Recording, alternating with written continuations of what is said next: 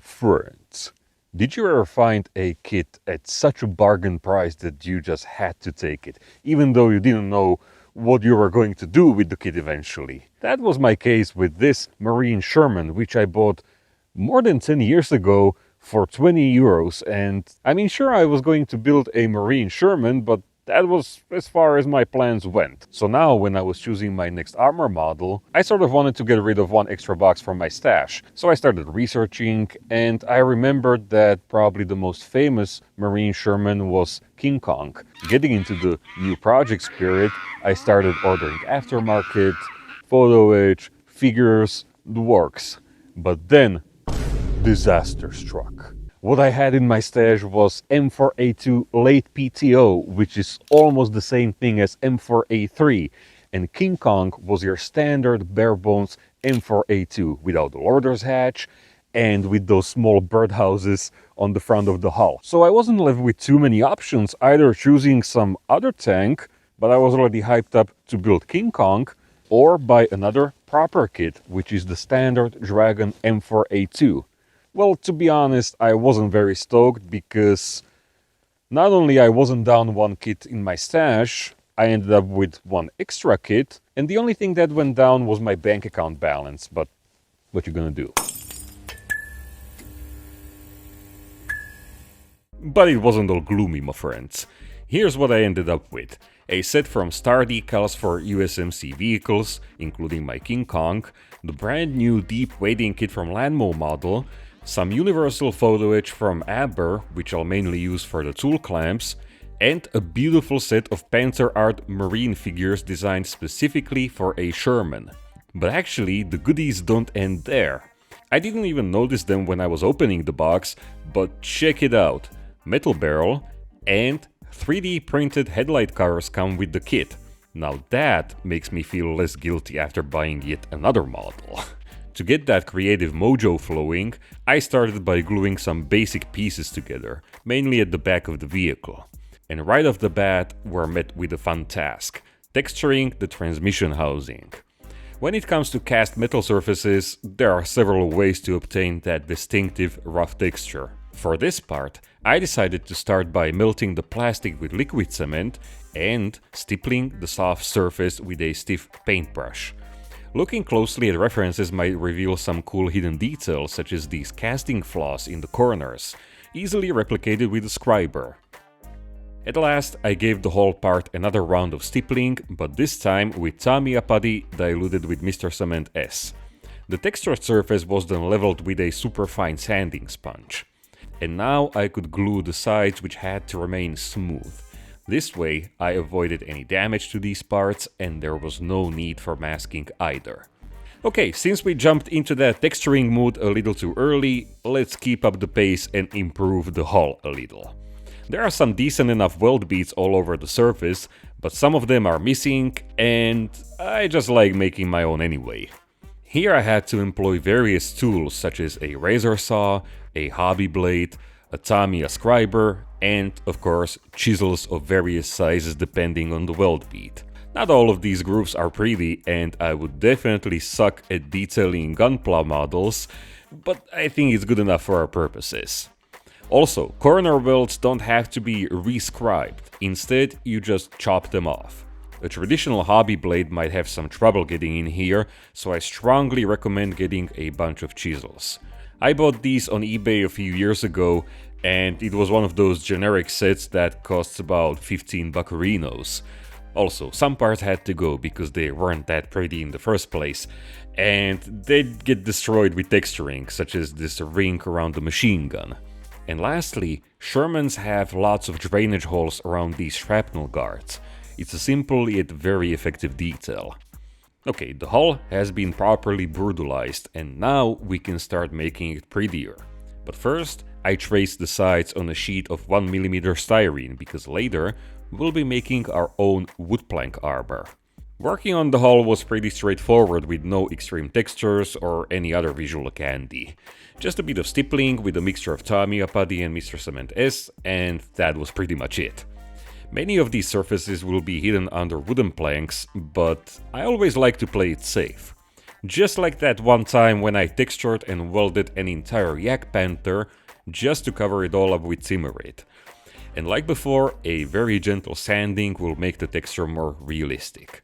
Easy peasy, and it doesn't take a lot of time. Suddenly, the hull looks much more interesting, and some of those nasty scars have already been subdued. Let's now fill those grooves with new weld beads. My favorite putty for the job is Tamiya Epoxy Putty Quick Type. However, I didn't realize it at first, but as it got older, it started becoming stiffer and harder to mix. So I started mixing it with a bit of green stuff to make it stickier and more malleable. This might seem like a tedious job, but actually it is. But there are some ways to make it more efficient and intuitive. For example, when the putty is fresh, it's very sticky. So I like to take advantage of that and apply it to as many grooves as possible before it starts hardening. In corners, well, here it depends on your references and how thick the welds actually are. I've made a bunch of my own texturing tools in the past, and one of my favorites is this piece of soda can wrapped around a toothpick with the end cut into a C shape. This tool is excellent for those neat single bevel weld beads. I was pleasantly surprised that Shermans are quite rough when it comes to welding, and they sure give Soviet armor a run for its money. This also goes to show that even if the kit already has some nice plastic welds, they can be quite underwhelming when compared to the real thing. Anyway, although we just did some of those basic texturing methods and a little bit of welding, King Kong is already starting to look serious. Let's now switch gears for a moment and get the running gear out of the way. Here I just did the bare minimum, which is my usual approach to any running gear, because my only two expectations from it are to hold the tank firmly on the ground and to get it covered with earth effects. But that doesn't mean I neglect some of the basic methods such as cleanup. In fact, there are a few very simple tricks that can enhance the tank's running gear. I added a few tears into those rubber road wheels, and after gluing and scraping the seam lines on the bogies, I gave them a little bit of texture, which nicely unified everything together, while also adding a bit of realism and visual candy. And one more thing that I noticed in my reference images was 4 bolts on each bogie, holding these bent pieces of metal in place. As for the tracks, my original intention was to go with dragon styrene. I know, but hold your pitchforks for a while, because I think DS tracks are perfectly fine in terms of detail. It's just their poor performance when it comes to natural sagging when they fall flat compared to individual links, for example. But as you'll see later, I couldn't resist and switched them for a slightly better option. For now, let's focus on a few random details. Putting these 3D printed headlight covers into the box was one of the best decisions Dragon could have made.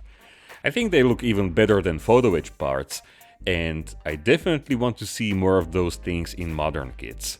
Also, for everything that should be glued with superglue, I used a combination of VMS Black Thin and Glue Remove Debonder for cleanup.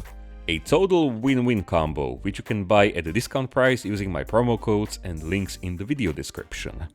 The 30 cal machine gun barrel looks okay in plastic, but I was actually able to find a metal one in my spares box. Sadly just one, so the second barrel in the gun mantlet will be less detailed. But at least not much of it will be visible, not like this baby right here. When you're replacing grab handles from wire, you don't always have the luxury of drilling right through the plastic, such as on these open hatches. They also have ejector pin marks on the inner side, and there are definitely more eloquent ways of dealing with them, but a chisel worked perfectly for me. Simply because the whole part is a metal casting, and texture, made from Tamiya putty, can smoothen out almost anything. This was also one of the few cases where I used the universal Aber photo etch for Shermans, and I found it easier to position these logs before adding the grab handles.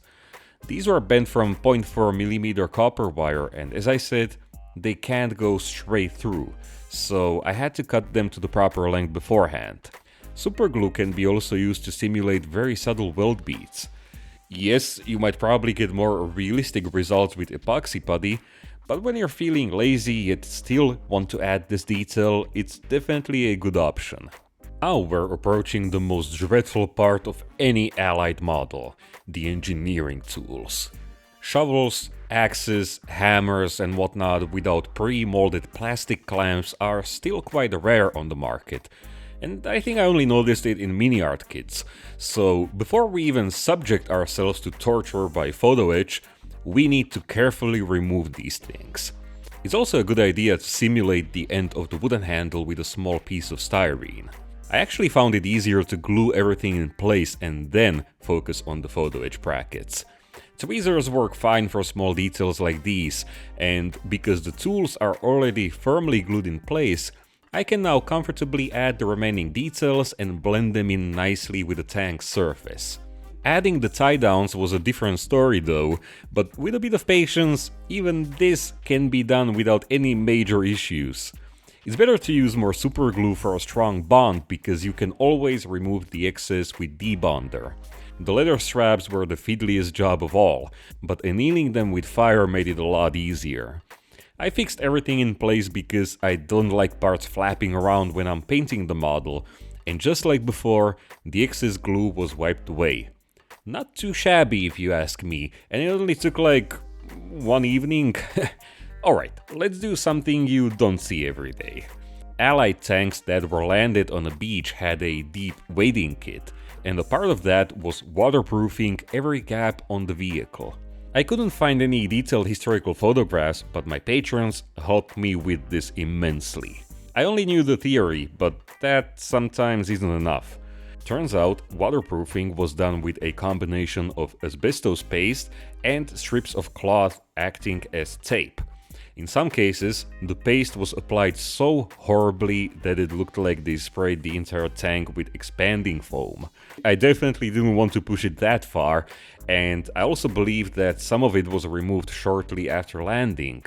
On the other hand, if the stacks were still attached, some of the waterproofing was probably still on the tank, so I made a small compromise and replicated, or rather made my own interpretation of it, just on the engine deck.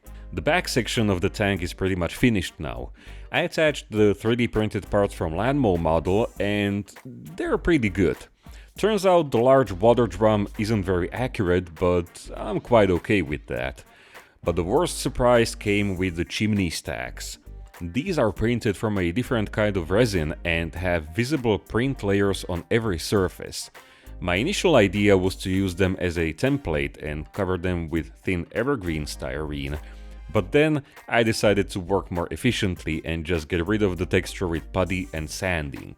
The photo etch mesh screens are not the prettiest either because the wire mesh looks more like a rebar, but sadly I didn't have any usable replacements in my spares.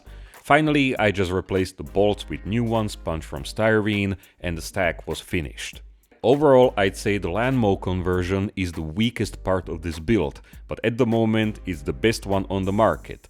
And it's nice to have everything you need for your marine Sherman in one box. Anyway, let's keep that USMC spirit going. Remember that side armor I traced on a piece of styrene? Let's focus on that now. Looking at historical images, it seems that there were 5 planks, so I made a few markings with a pencil and used a Tamiya scriber for the remaining job. It might feel weird to simulate individual planks with one solid piece of plastic. The best part about simulating wood from plastic is the wood grain texture. I mean, okay, listen, I've been replicating wood with balsa or oak veneer for the longest time, and only recently found out that plastic is even better than a real wood. Not only it's easier to paint, but the wood grain looks more in scale. Also, we can enhance some of the wood grain even further, and also visually separate the planks from each other, at least on the ends. Mr. Cement S does a good job cleaning the remaining plastic dust, but we have to be careful because we don't want it to soften that crispy wood grain texture too much. What I consider to be the biggest advantage of real wood and the biggest downfall of plastic was adding realistic splinters. But with wood, you have to make multiple incisions that ruin the wood grain and then carefully break it and hope it'll snap in some interesting way. But here, you have full control over the shape of the broken area, and adding splinters is way easier. You're still making countless incisions, but they integrate nicely into the wood grain. And all of this awesomeness was actually spaced on the real King Kong, so I made multiple smaller planks and glued them to the hull. But because the armor is spaced, it's hard to tell if it's aligned with the hull properly, so while the glue was still soft, I used a piece of plastic to line everything up perfectly. I'm not exactly sure how things were held in place, but I'm guessing a combination of nails welded to the hull, or maybe some kind of threaded rod. What's visible in the photos are hex bolts on the outside, so I went with that.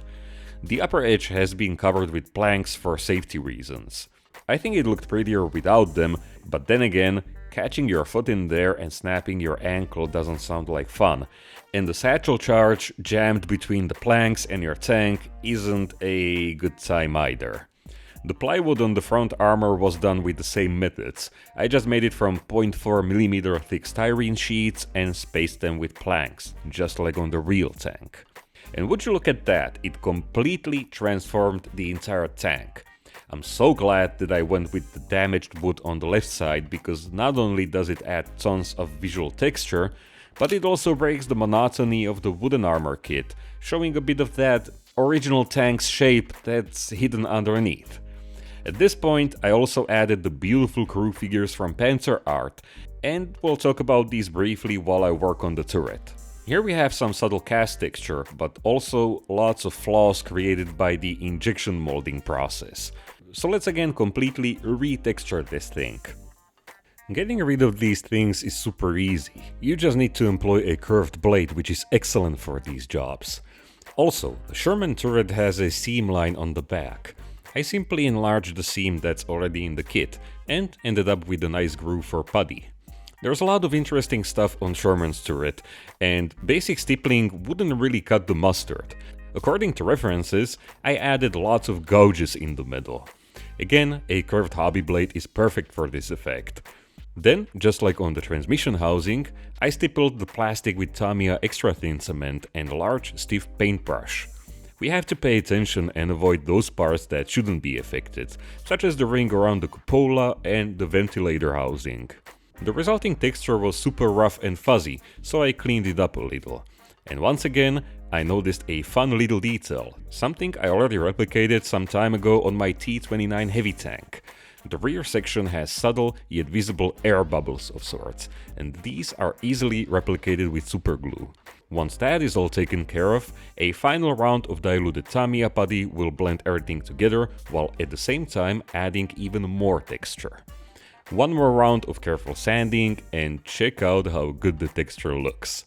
The seam line was added with epoxy putty, just like the weld beads, but this time I textured it with a toothpick because seams have a very distinctive look. Sometimes they're smoothened out with a grinder, but in my references they were quite gnarly. And of course, while I was at it, a few weld beads were added as well. Let's now take a small break from the turret and focus again on the tracks. Pantherwork from Poland has been making 3D printed workable tracks for all kinds of vehicles in different scales, including in 1/16th, and I've heard only good things about them. I was going to buy a set for this model when Pantherwork actually reached out to me, and I gotta say, this is much better than the original tracks. I mean, DS tracks look almost identical in terms of detail, but it's how the individual links work and how they sag that adds the extra realism. And what I love about them the most is how easy they are to assemble. I was worried at first because the resin can be brittle and fragile, and Sherman tracks with their end connectors aren't the simplest design, but let me tell you, if these were so easy to assemble, I can't even imagine how fun it'll be to assemble, let's say, Panther tracks. Everything just clicks together and I had both runs assembled in a little more than 2 hours. They're so detailed that you can actually see tiny weld beads around each steel chevron. Not to mention, you're left with quite a lot of spares in case something breaks. I'll be definitely buying more of these in the future. Alright, those Panther Art figures. They're probably my favorite brand on the market because they always have pretty nice poses, but what blows me away every single time is the amount of detail and fineness, all thanks to the 3D sculpting technology. However, they have heavier seam lines and other casting flaws compared to other brands, so there's always a small trade-off. Also, each crew member fits perfectly in his hatch, although I had to employ a bit of imagination with the commander. But there's a small problem: his legs are in the way, and to fit him nicely, I had to reenact that one scene from Stephen King's Misery. Bubbles in the resin and glue joints are easily filled with superglue. Sometimes, when the fit is really bad, I resort to green stuff putty, which allows me to re-sculpt these areas. But superglue was more than enough here. And now he's right at home, temporarily held in place with a bit of glue.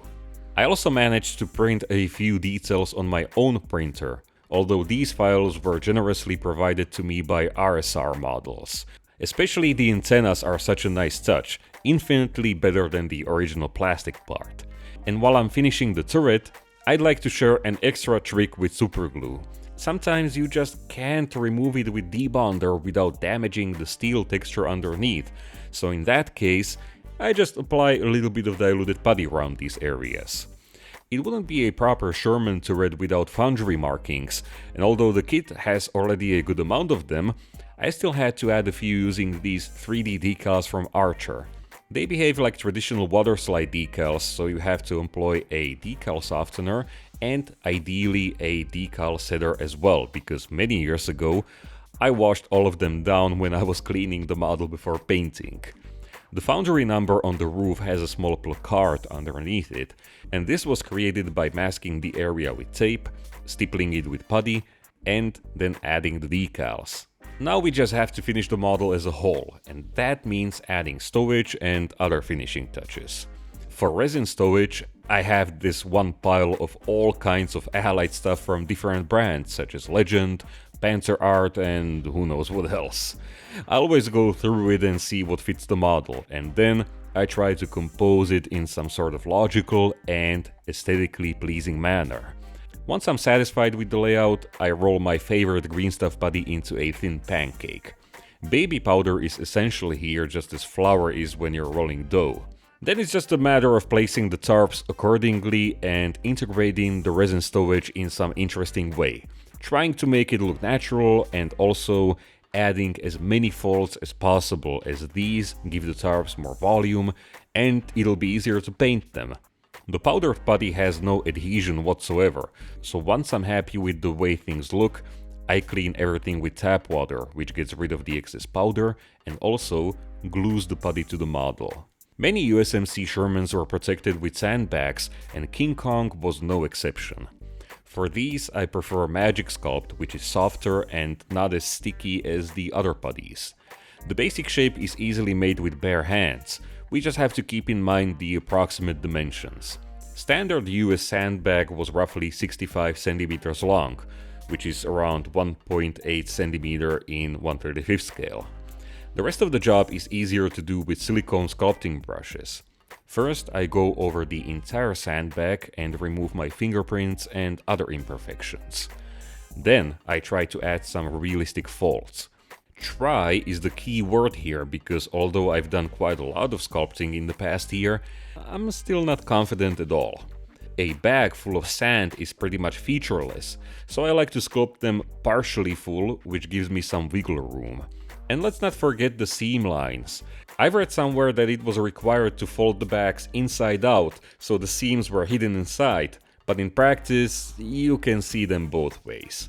For our purposes, seams on the outside are the best choice, because again, it's another detail we can outline with paints.